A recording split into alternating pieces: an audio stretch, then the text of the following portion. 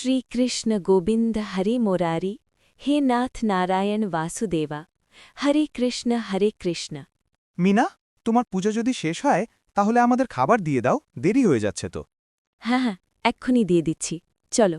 আকি মিনা, আজ শুধু খিচুড়ি করেছ কেন? রে মা, নবরাত্রি শুরু হয়েছে তো, আর আমি নবরাত্রি ব্রত পালন করব। তাই আর আজকে থেকে 9 দিন ঘরে আর আমিষ কিছুই হবে না। আরে, আমি তো ভুলেই গেছিলাম, কি করব, ঘরে কেউই পালন করে না তাই। এই বলে সবাই মিলে খুশি মনেই খিচুড়ি খেতে শুরু করল। তখন হঠাৎ শুনতে পেল বাইরে চিপসের জন্য ডাকছে। মিনার শাশুড়ি বলল, আরে, এই এটে খুব ভালোভাবে চিপস বানিয়ে সবার জন্য নিয়ে আসে। সবাই খুব ভালো করে চিপস খায় এবং পুরো বাটি খালি করে দেয়। আবার ওর মিনাকে চিপস বানাতে বলে। মিনা আবার চিপস বানিয়ে নিয়ে আসে, কিন্তু এইবারও একই রকম হয়। এই করে করে মিনা শেষে খুব ক্লান্ত হয়ে পড়ে।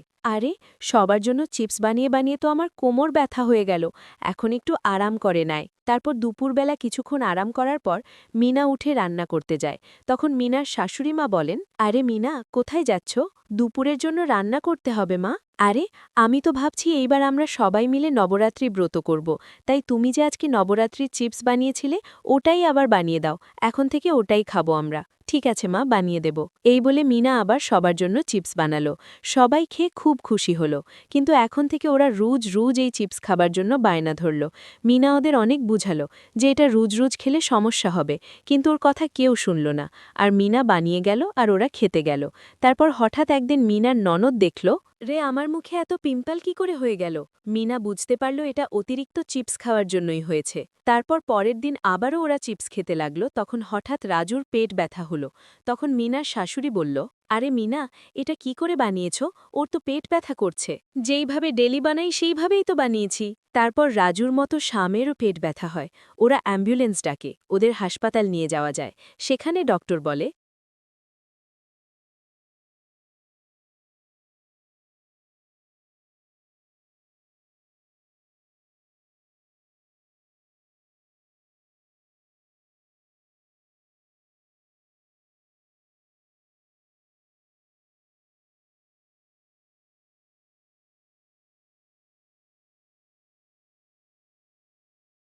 এদের কোলেস্টেরল লেভেল অনেক হাই, ওরা কি খেয়েছে এতদিন?